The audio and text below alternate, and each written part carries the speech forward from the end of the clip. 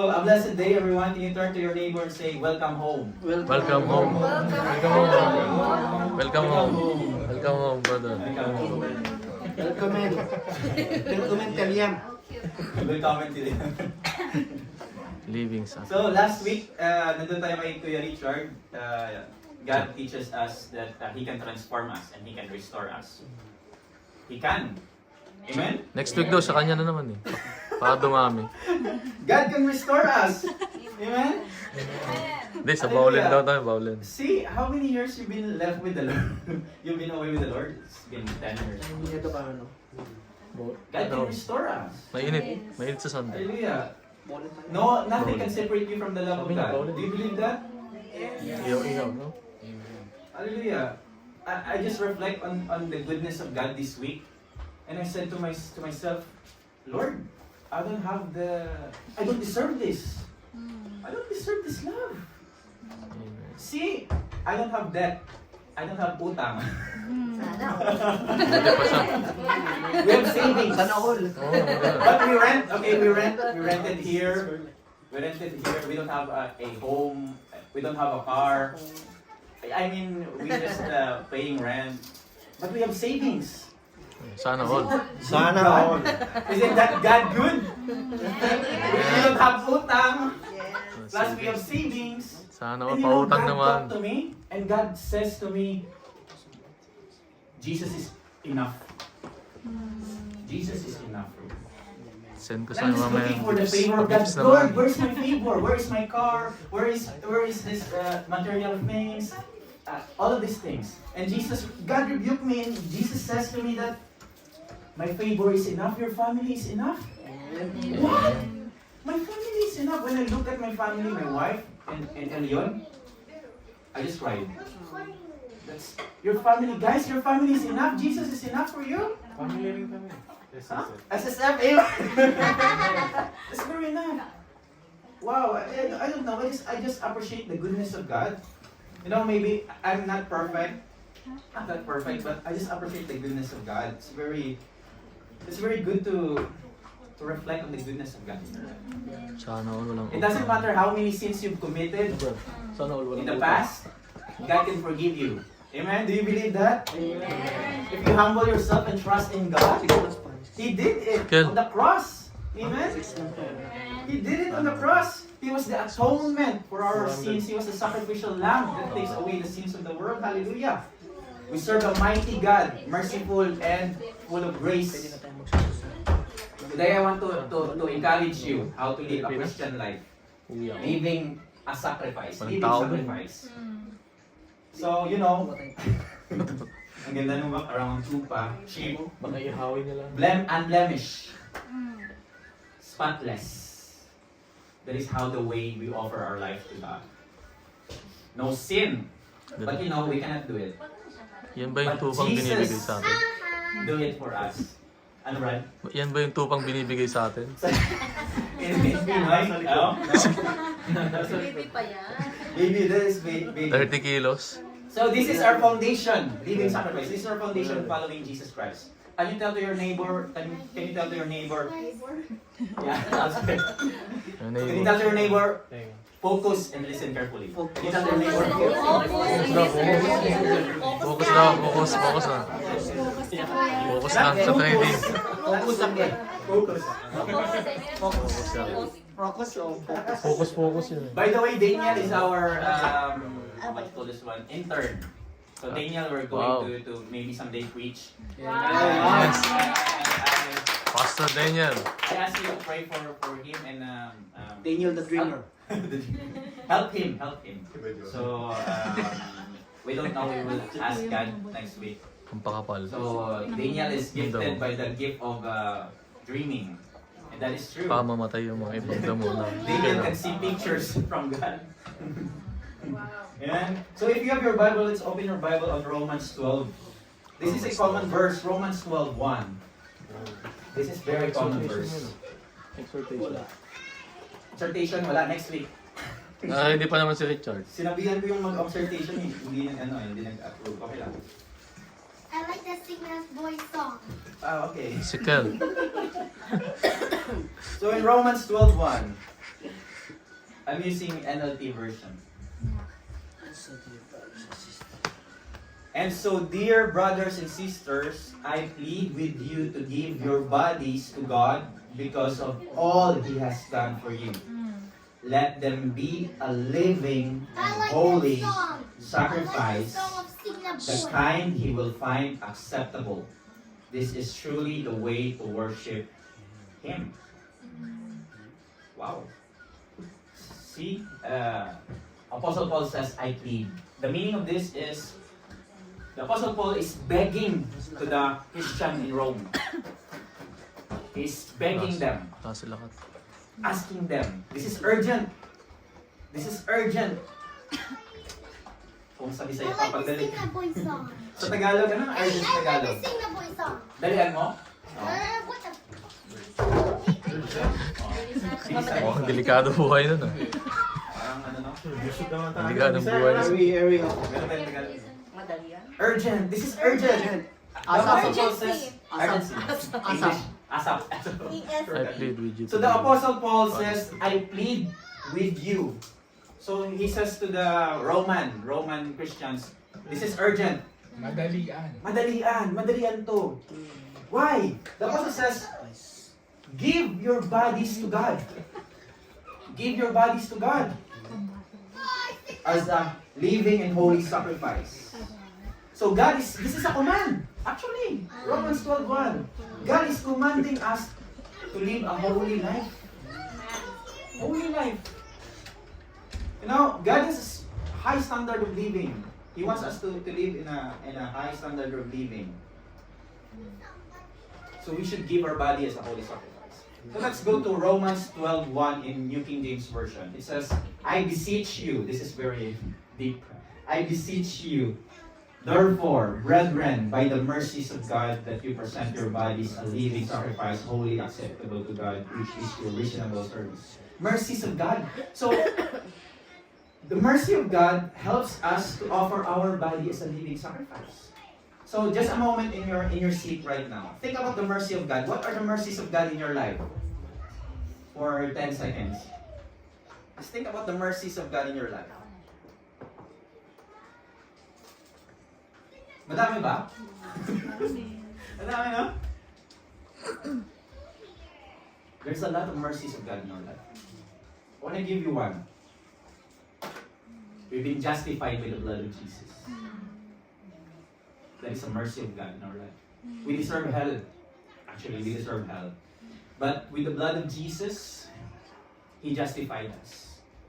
When you have Jesus in your life, God looks at you that you never sinned into His eyes because your sin was already purged. Nawala, Brad ba? Imong sin nawala. Kay na kay Kristo. Lupos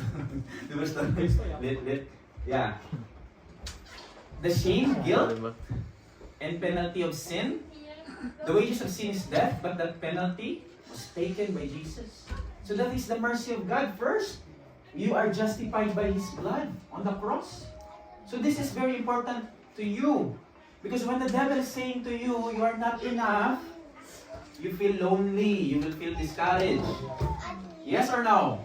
Yes. But if you know that you've been justified, you can renew yourself. And you will experience the mercy of God. You will feel the mercy of God. Amen? Amen. And second is adoption through Christ. Who believes that every one of us here is a child of God? Amen. Everybody believes that everyone in the world is a child of God? Amen. Yes or no? Yes. Yes or no? No. No. The answer is no. Not everyone is a child of God. No. Why? Because in the Garden of Eden, Adam and Eve sinned against God and sin entered, and we are not children of God anymore. Because we've been begotten by the likeness of Adam, not in the image of God because of sin. So we are not children of God anymore. But it says adoption through Christ. But if you have Jesus Christ, you've been adopted to be a child of God. So you become a child of God now through Jesus. Do you understand? So not everyone is a child of God. Only who believes in Jesus, only who have Jesus in their life is the true child of God. Amen? Now you know. Muslim pala, hindi. So, syempre, yung Muslim hindi. Mga Israelites. Israelites, if they have Jesus, the requirement is Jesus Christ. Mga Hudyo sila eh. The requirement is Jesus Christ. You've been adopted. Chinese. And you can call God Abba. Aramaic, that's Aramaic? Abba or Japanese. Hebrew? Aramaic? Word? Abba. Abba, Father. So not everyone. For example, JR. English. I am not your, I am, JR is the father of Ezekiel. JR is not my father. I am a different father. Baka. Right? So in God, those who have Christ in Him, is a children of God. So that is a mercy of God in you. He gives you an identity to be a child of God. Amen? Amen. Now you can call to God Abba, Father. Daddy. Sino nagsasabi kay God, Daddy? Abba, Father, Daddy. Father God. Yahweh. Yeah. Ay, ang t-shirt ni Kuya Ezer, Yeshua pala. Yeshua. And this is very interesting. This is very powerful. Number 3, you are placed under grace and not law. You are now under grace and not law. What does it mean? The law of Moses have 613 law. And if you don't follow it, the penalty is death. But you are placed under grace. It means the law says, do this and don't do this. But the grace says, it is done. It is finished. To tell us that it is done. You need to put your faith on Jesus alone. To obey, it gives you the power, the grace of God, it gives you the power to obey God. It doesn't mean that you will going to abuse the grace of God by sinning. It doesn't mean that. It doesn't mean also that you don't follow God's law. Here in Norway, if you don't follow the rules of Norway, you will end up in jail. Same with God.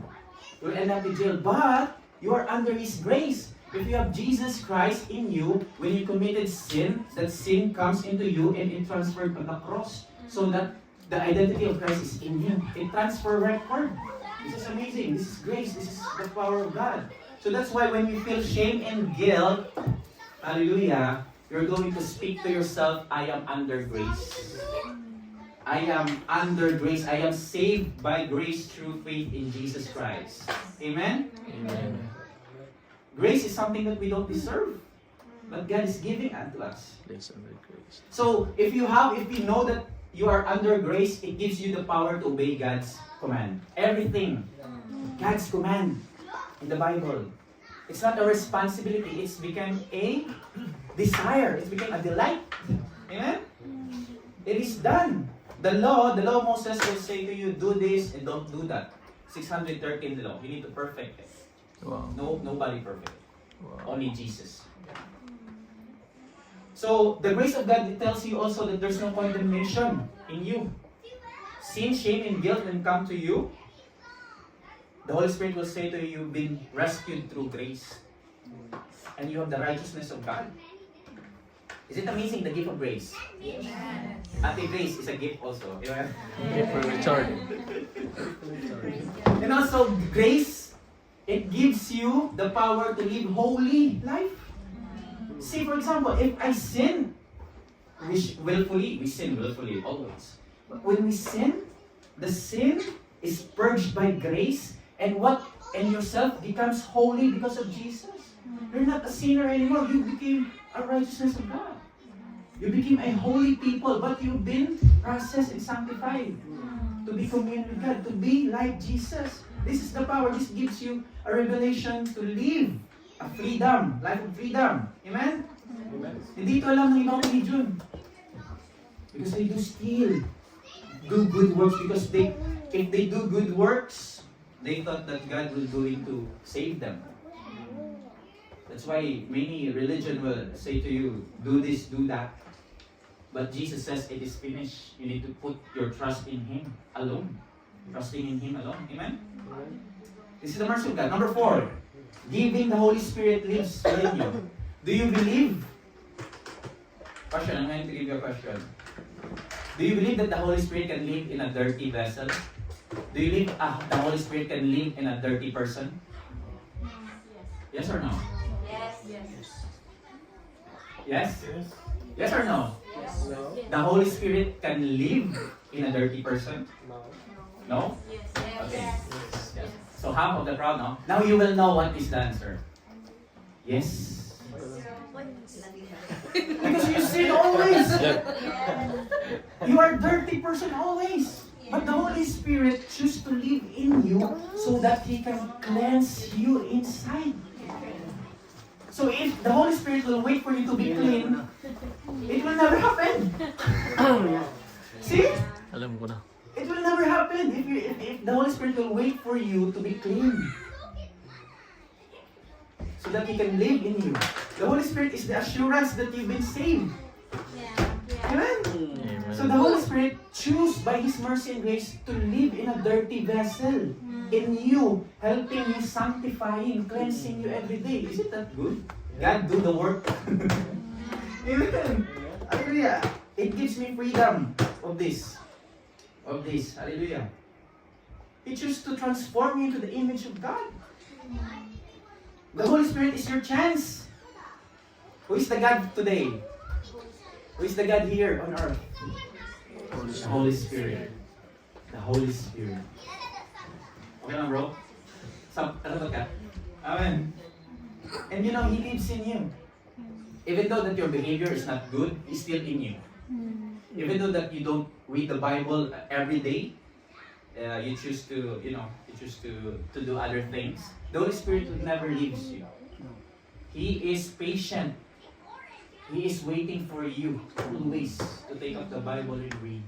He doesn't condemn you. But you must help yourself, amen?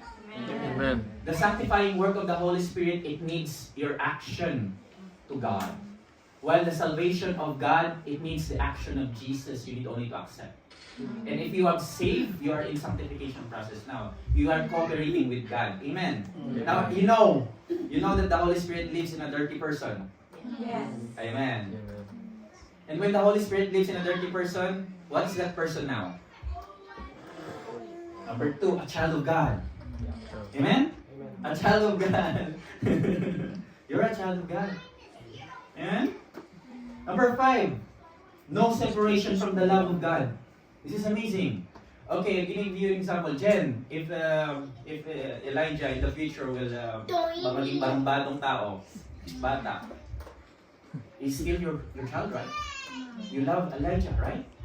And nothing can separate you. Even Elijah will do some bad things in this life. Same with God. If Prodigal you have son. Jesus in your life, and maybe you're not perfect, maybe you've done something wrong because the Holy Spirit is helping you. But take note, don't harden your heart because Jesus will come again. But the scripture says that nothing can separate you from the love of God. Only God knows who are saved. Only God knows who are not saved. Only God knows who are in judgment. So, as a believer, what are we going to do? Each one of us needs Jesus. So, we should share Jesus. You need Jesus. Alam mo ba sino nagtatalo-talo? Nag-aaway-aaway sa social media. Christians to Christians. Christians to Christians are always battling in the social media. Right? So as a follower of Jesus, we don't do that. We don't judge Catholic. We don't judge Mormon. We can teach them what the truth.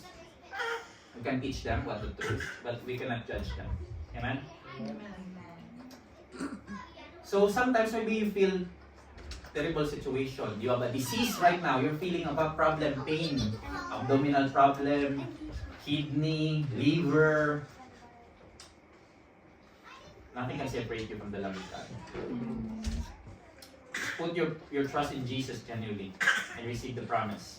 Take note, this promise of being no separation from the love of God, having the Holy Spirit, being a child of God, this is only for the born-again believers. Born-again believers only. Apart, they don't have these promises. Amen? Now you know. Number 6, confidence, God's faithfulness. God is faithful. You know or no? You don't know. You know? I want to give you an example. I know you don't read your Bible, but God is faithful. God is faithful. He still loves us. Why? Because He cannot deny Himself. He cannot deny Himself that He is is unfaithful. He's still faithful. Sometimes I didn't pray like 4 hours. I cannot pray for 4 hours. But I can pray for 1 hour. Sometimes I lose grip in praying. But He's faithful. Amen? Are you right? Smile naman kayo dyan. Smile. So that is, deep ba? Deep? Okay lang, maintindihan? Masyado lang deep? You want deeper? No. No? Oh, yes. In 1 Corinthians 6:20, it says, "For you were bought at a price. Therefore glorify God in your body, in your spirit, which are God's." Binili ka ng Diyos. Price. With the blood of Jesus. Amen? So anong gawin mo? Glorify God in your body. Amen? So Paul says, give, offer, or present your whole body as a living sacrifice. Can you tell to your neighbor, living sacrifice? Living sacrifice. Living sacrifice. Living sacrifice. Living sacrifice. So sometimes I'm Wala, adik serious na. and sometimes Cellphone. joking or humor. So you know, your body should be on the altar. You know, when you go to the church, there is an altar. It should be bring there. And your body, as we give our body, your soul and spirit comes with it. This means that God wants your body. He wants your body. Not only your work, not only your finances, not only your ministry, not only your calling, dreams, jobs, family. God wants your body to be holy. Amen? Amen. God is concerned of your body. So that's why maraming Bible verse warning sa Bible that you should treat your body as a holy. So it means that you don't give your body kahit sino-sino lang. You don't defile your body. You don't curse your body by other bad things. Let your body be holy and acceptable to God. Paano mangyayari ito? Because the scripture says, God bought you, for you were bought at a price. So it means that your body is not your own. God owns your body. It's not yours anymore. Amen? It's not yours. My name is Arden. Maybe this is your body, you know that this is your body, but God bought it. It's God's body now. God is spirit. Who believe that God is spirit? God is spirit. And the Holy Spirit is spirit. Jesus is God in the flesh. Jesus resurrected from the dead. He is flesh, God in heaven now. But the Holy Spirit is in us now. And this body is the temple of the Holy Spirit. Amen. God is dwelling now. He's not dwelling on the church. He's not dwelling on the statue. He's dwelling on you. Hallelujah. Because Jesus bought you at a price. So this is a revelation. Listen for this. If this is God's body, what are you doing with the eyes of God? This is the eyes of God now. This is the eyes of the Holy Spirit now. What are you doing with the eyes of God? Are you using it in good?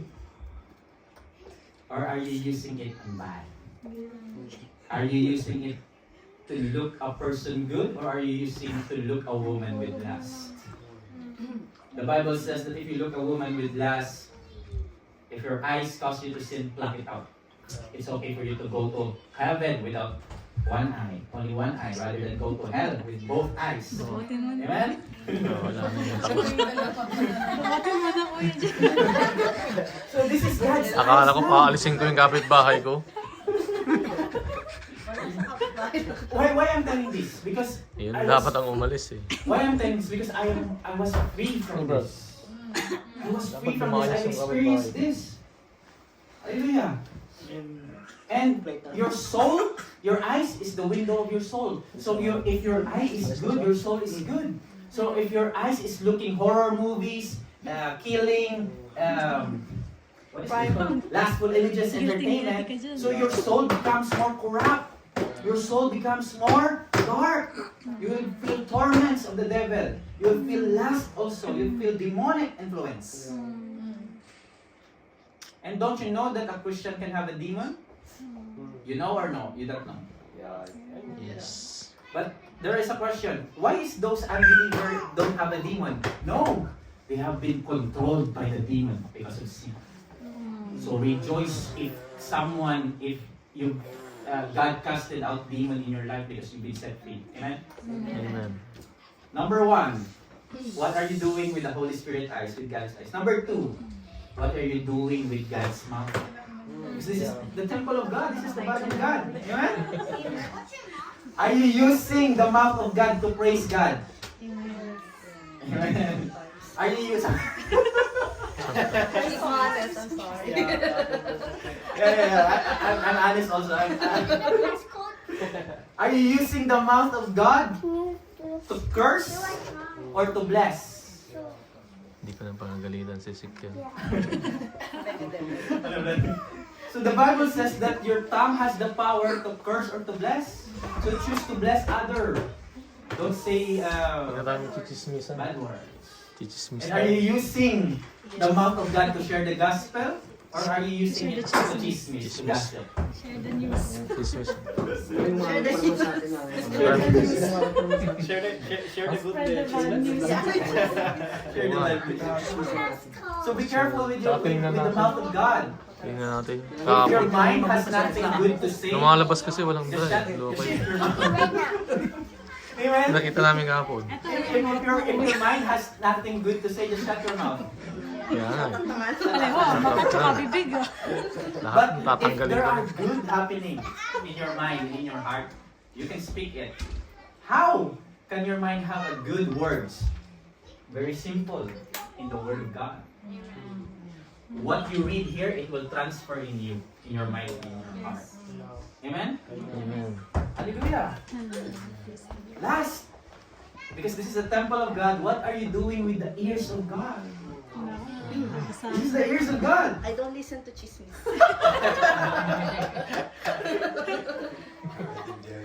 But here's the thing, if chismis comes, because our mind is a battleground, you can take that and renew your mind. So that's why the Bible says renew our mind. So you just happen to listen to cheese. So what are you doing with the ears of God? Are you using it to hear praise and worship music? Or are you using it to hear secular music like rock, metal, entertainment music that corrupts your soul? Music is spiritual. Aside from Concert. not all music is demonic, but just have a discernment. If the lyrics are good or not. If the lyrics is glorifying God or not. Satan is an angel and Yeah. he has been A a music worship leader. worship Worship leader in heaven. Satan is worship leader. Worship leader in heaven. When he was casted out. So be careful of what you are listening. It will corrupt your soul. So your behavior affects the Holy Spirit's heart because this is the body of God.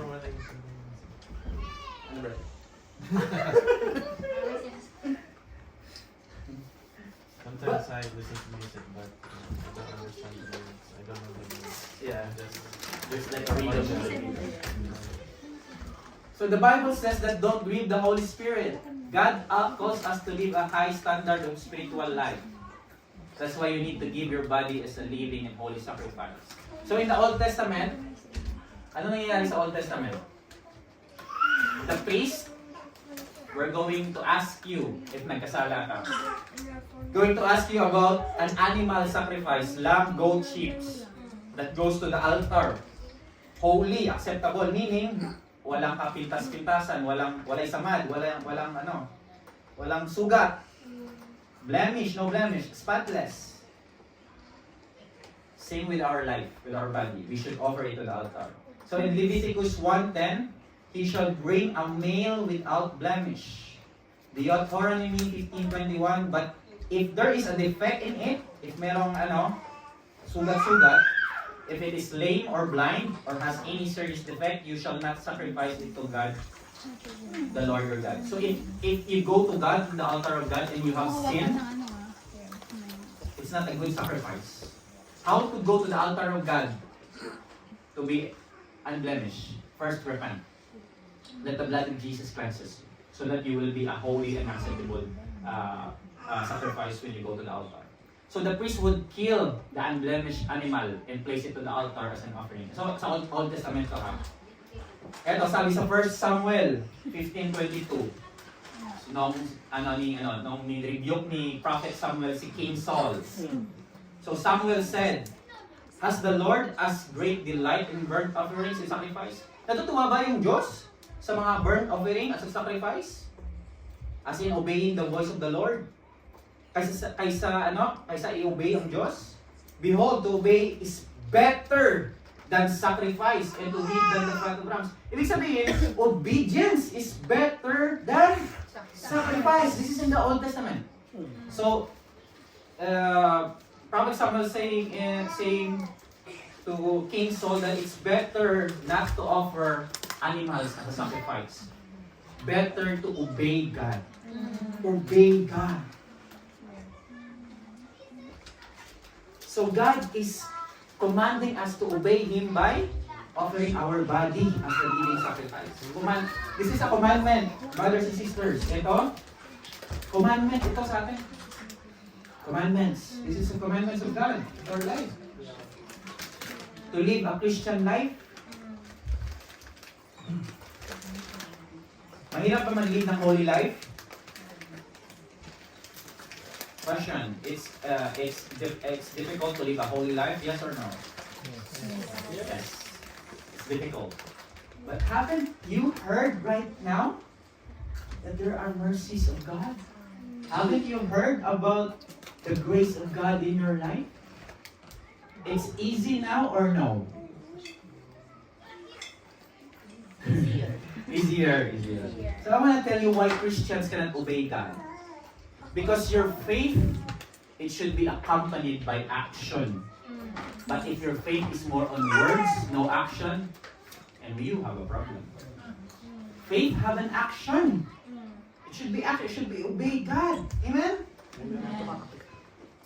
So, if a Christian wants to obey God, his faith should have an action. And it's for him, it's not difficult because you have the grace of God. You have the grace of God. You don't deserve it, but He gives you power. So sometimes most of us will say, I cannot do that. I cannot obey God's commandment. That is a lie. Make man a liar and make God true. Amen? God has given you the power and grace. Come on. Jesus finished it on the cross. So you should put your faith in Jesus alone. So that is the problem of most of Christians. They have faith, but their faith is not in action words. Their faith is only on words. So that is different. So, but if you truly believe in Jesus, your faith should produce action. Amen? And God wants us to offer ourselves, not sacrifice. Amen? Anong ibig sabihin? What is babitir? What is the meaning why we give our life, our body as a living sacrifice? First, we should deny ourselves daily, take our cross and follow Jesus. Sometimes we say, Lord, it's so hard to follow you. But you have grace, God is giving you grace. So you can say to yourself, Lord Jesus, I truly want to surrender in you. I want to follow you now. I want to obey you the rest of my life, Jesus. Sino nagsasabi dito, yes Lord, I will obey you? Sino nagsasabi niyan? Wala kang magalis na. So, if you are truly obeying God, instead of TV, Facebook, TikTok, Instagram, you will just seek God in the Bible. Amen? Why am I saying this? Because I am also, the Holy Spirit is convicting me of this also. So if you truly want to obey God, you will now spend time with God in prayer. Amen? You will sing song of praises to God, not rock music, not entertainment, not gossip, not secular and worldly things. You will honor God with your body. Instead of going to the club and drink alcohol, I just want to go home and praise God and be filled with the Holy Spirit. But there is a testimony. You know, if you have God in you, I think it was Kuya Darius. he was like, I think he drank a little bit. Yeah. But after that, God is doing amazing in him. He's just worshiping God. Just worshiping God and saying, I'm just here worshiping God, praising God. Yeah. Only God can do that. Amen? Hallelujah. So God can transform you. And God gives you the grace to not look a woman with lust. God gives you the grace not to gossip anymore, not to be greedy, not to be overworked, but to give your Sundays to God. Amen? Malaki ba pangingilangan nyo? Utang kayo kay Lord. Don't you know that we have treasures in heaven? Don't you know? Do you know that we have treasures in heaven? Yes. Jesus is our treasure in heaven. Yes. You know, in the Old Testament, in the temple of Solomon, all the gold, silver was deposited on the temple. In heaven, we have treasure, and Jesus is our treasure. How can we access the treasure of heaven? Simple, on the cross. Go back to the cross and what Jesus profess. Lord, help me. I want to support a project. I want to support a missionary.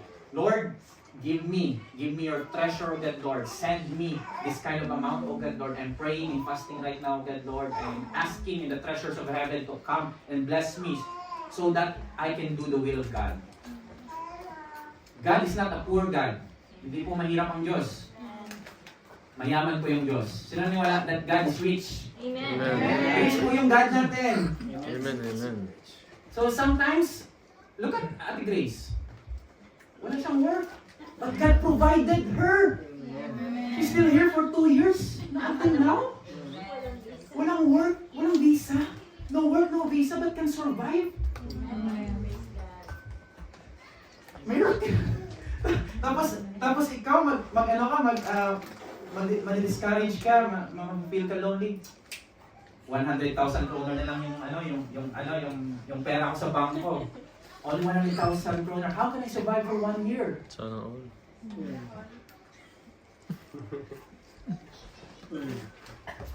You know, it's difficult to understand God. But God doesn't want you to understand Him. What is God saying to you? Believe in Him. Believe in Him. Amen? What does Hebrews says?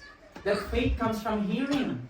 And for those who comes to God, they should believe that God exists even they don't see God.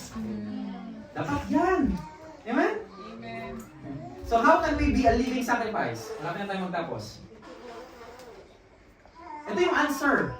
Romans 12:1 Don't copy. is the commandment, living sacrifice. And the answer is in the next verse. The answer is only in the next verse, Romans 12:2. What does it says? Open your book, your Bible. In Romans 12:2, what does it says? Don't copy the behavior and customs of this world, but let God transform you into a new person by changing the way you think. Then you will learn to know God's will for you, which is good and pleasing and perfect. This is the answer. Sometimes we're looking for the answer, but the answer is only in the Word of God. So how can we live a living sacrifice to God? Don't copy the Word. Don't be conformed by the world. Just renew your mind. When the Word is saying to you, you need to do this. This is popular in Norway right now. This is the world system. This is the popular culture, popular manner. Don't copy that. What you see, what you feel, what you hear, don't copy that. Copy here. Copy here in the Word of God. Namomopia ka na nung elementary. You're copying answers when you are elementary student. That's my job. I'm copying answers on college also. Why not copy here in the Word of God? Amen? Copy here. Don't copy the behavior of the world. When Norway says, this is the culture of Norway, let them. You know what is your culture, you know? Your culture is in the kingdom of heaven. And your culture is the Word of God. Ito yung culture mo. This will give you the behavior. This will change you. This will, your access, this is your guide, your manual, the Word of God. not the word's culture. Amen? Amen. Are you blessed? Amen. Copy and meditate the Word of God. Renew your mind. How can you renew our mind? Very simple. The Word of God. When you are reading the Word of God, it transfers in your mind. And when you have negativity, it washes away the negativity of the Word of God. So when discouragement takes place in your mind, saying you're not good enough, what are you going to say? Take the promise of God. What does God says to me? He made me beautifully, wonderfully made. Anong verse yun? Parang wala ata. Meron? Meron? Meron? Yeah. If negativity takes in your mind saying that you don't have finances to support your business anymore, what does the Word of God says? Renew your mind and says to yourself that God, we're going to bless me according to the riches and glory of Jesus Christ. Renew your mind. When the enemy is telling you negativity of you cannot do this, what does Philippians 4:13 says? I can do all things through Christ who strengthens me. Amen. You need the Word of God. You know how to take effect the Word of God. You know, I want to give you an example. Obey. And how are you going to obey? When you read, you're going to open your mouth because your mouth, the Word of God, has spirit and life. So when you speak the Word of God, it gives life. So that's why when you pray, you should open your mouth. That's why when you pray, you should open your mouth because it gives life. Amen? So that's why when we casted out demons, we say, in the name of Jesus, because there's power. Amen? Renew your mind. Because our mind is a battleground. Sino naniwala that your mind is battleground? Amen. Amen. I'm gonna guess, how many information is in your mind right now? A lot. So the normal of average information that you have in your mind is 32,000 information. 32,000 information. That is the daily average. But if you still scroll on Facebook, it will add more. It became 78,000 information every day.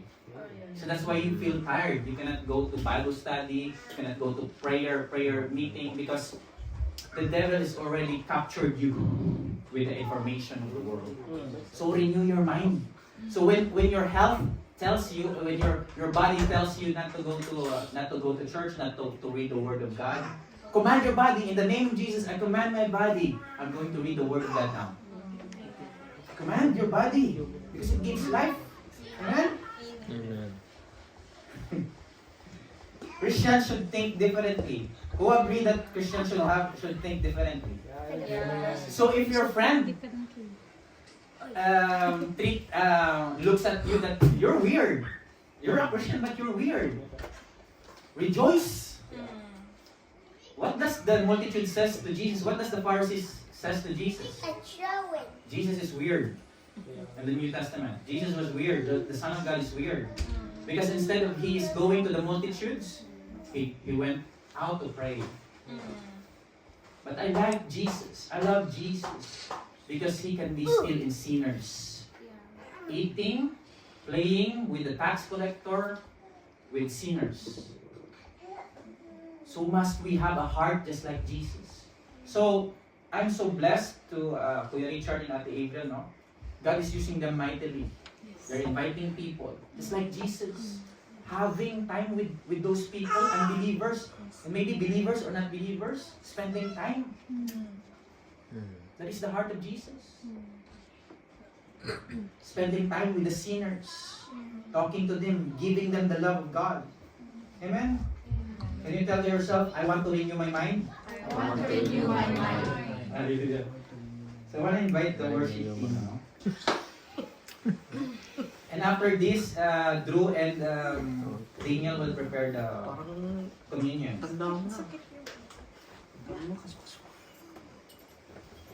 Nakasuksok.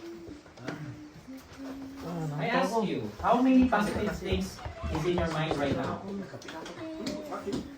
Many. Many. A Christian should don't have a negative information in his mind. Why? Because you renew your mind daily. What does 2 Corinthians 3:18 says? But we all, with unveiled face, beholding as in the mirror the glory of the Lord, are being transformed into the same image, from glory to glory. Can we all stand up? God knows that you are not perfect, brother, sister. God knows that you are struggling. God knows that there's something kulang sa'yo, lack, missing in your life. But you know, God is faithful in your life. Let Him work on your life. Let the work of God work in your life. Let Him sanctify you. Let Him purify you. Let Him change you to be more like Jesus. Don't copy the behavior of this world. Don't copy Elon Musk. Don't copy what is called the K-pop. Don't copy that. Because those are, they're gonna be dead. Those are temporary. Copy Jesus. Jesus is eternal. Amen? Amen. Hallelujah. 1 Corinthians 11:1 says, 11:11 or 11:1, imitate me as I imitate Christ. We should imitate Christ. Amen.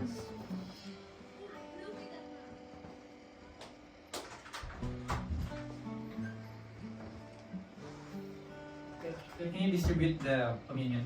Sorry. So I want to encourage you to offer your body as a living and holy sacrifice. How are we going to offer our body? Renew your mind. Renew your mind daily. You renew your mind about sin.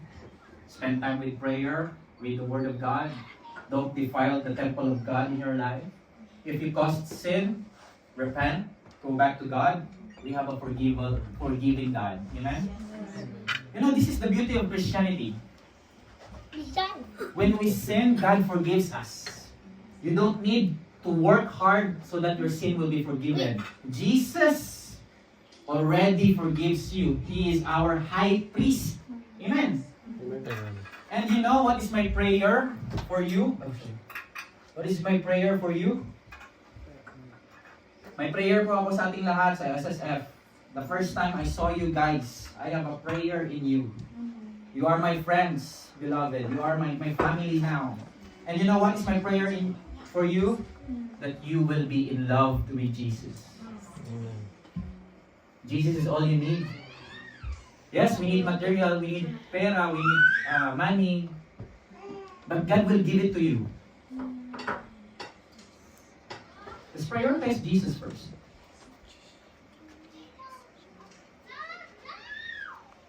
I want to encourage you. You know, in the cross, Jesus paid everything. Why you are standing here? Because of the grace of God. Why you can pray? Because of the grace of God. Why you can worship is because of the grace of God. Why you are still alive? Because of the grace of God. Why you have been called sons of God? Because of the grace of God. Why you are being saved? Hello, you are saved. You are made righteous of God. So don't confuse yourself that I cannot obey God. So that God I cannot obey God and only Jesus can save me. Jesus already saved you, brother. He already saved you. You need only to obey Him. So as we partake, we're going to have like Holy Communion right now. Hallelujah. So take the bread. Before you take the bread, the Holy Communion, just take a moment, like 15 seconds in your heart. Lord, ano ba yung mga kasalanan ko ngayon, Lord? The scripture says that before you take communion, examine yourself. Examine yourself. Lord, be honest to Him. God wants an honest person. Lord, lukewarm ako. Lord, actually hindi ako nag-read ng Word of God. Lord, marami akong mga bad habits. Please, Lord, change me. God will not condemn you, brother. He wants you to be convicted. He wants you to be redeemed. Take a moment, like 5 seconds, and confess to God before we take the communion. Hallelujah.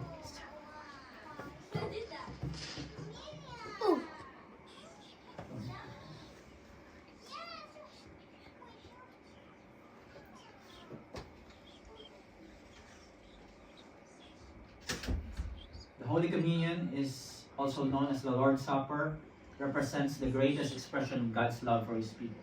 So as you partake, can you say, Dear Lord Jesus, Dear Lord Jesus, I came to you I came to you and remember and remember all that you have done for me all that you have done for me on the cross. on the cross. Thank you Thank for you loving me for loving me so much. so much. You gave up heaven for me. You gave up heaven for me. Thank you Thank for you allowing your body for allowing your to be body broken to be so broken that mine might be whole. so that mine might be whole. As I partake this bread, As I partake this bread, I receive your resurrection life, I receive your resurrection life, health, health, and strength. and strength. And by your grace, And by your grace, I shall be completely I shall be completely strong and healthy and for healthy the days of my life. for the days of my life. My eyes My eyes shall not never be dim, shall not never be dim, nor shall my strength be abated. nor shall my strength be abated. No sickness can remain in me, No sickness can remain in me, because the same power because the same power that raised you from the grave that raised you from the grave flows through me. flows through me. By your stripes, By your stripes, I am healed. I am healed. Take the bread. As you take the bread, believe in your heart. Believe in your heart that God is healing you with kind of diseases in your life. Maybe you have diseases in your abdominal. Maybe you feel tired. There's a pain in your life right now, in your health right now. Just ask God to heal you. He's the physician, and He loves you so much. Now take the cup, hallelujah, and tell Him, Lord Jesus, Lord Jesus, thank you thank you for your precious blood. for your precious blood. Thank you Thank for you washing me clean for washing me clean of all my sins. of all my I sins. stand before you I stand before you completely righteous completely righteous and forgiven. and forgiven. Your blood Your blood has redeemed me has redeemed me from every curse. from every And curse. today, And today I can freely receive I can freely receive all the blessings all the that blessings crown that crown ahead of the righteous. ahead of the righteous. Amen.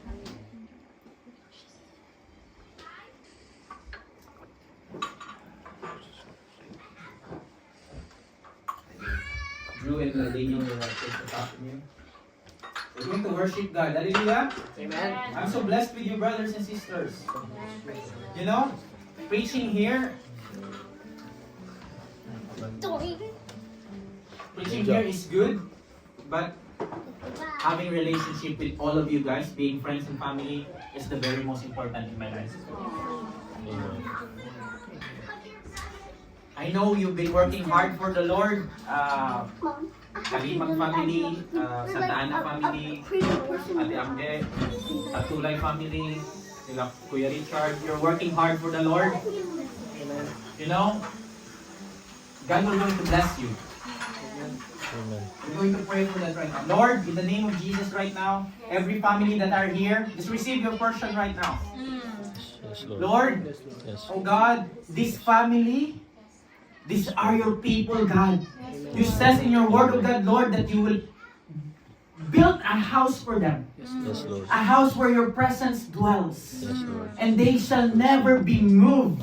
Yes, Lord. Nor shall any enemy will attack them, because the curse has already been reversed. And everything that attacks them right now, it will be nullified in the name of Jesus. Yes, Lord. Amen. You are protected, brothers and sisters, by God. Amen. And Lord, I pray right now, just receive your portion, every one of you. Lord, I speak and I declare blessings upon blessings. Yes, Lord. Favor upon favor, oh God, Lord. Lord, as they speak and pray to you, you will hear their prayers, oh God, Lord. As they cry out, oh God, Lord, as they ask you, oh God, Lord, your presence will be in them, and you're going to give them the treasures of heaven. Give them the key to unlock it, Jesus. Lord, I pray that their children will walk in righteousness, oh God, Lord. And as they in their workplace, oh God, Lord, reward them, oh God. Reward them with salary, reward them with things of this earth, and also not only that, reward them with the beautification of their soul, God. Yes, Lord. And I rebuke every plans of the enemy. Yes, Lord. No weapon formed against you, brothers and sisters, shall prosper in the name of Jesus. I rebuke the devil. You devil, I challenge you right now, Satan. Yes, Lord. I challenge every demon right now. You cannot touch this group, this family, their children, and even my visitors. You cannot touch them in the name of Jesus, because the blood of Jesus is in them. And I challenge you right now, flee from us, because we're going to slay you. We're going to slay you because you are already defeated. As we sing this song, just praise God right now. Hallelujah.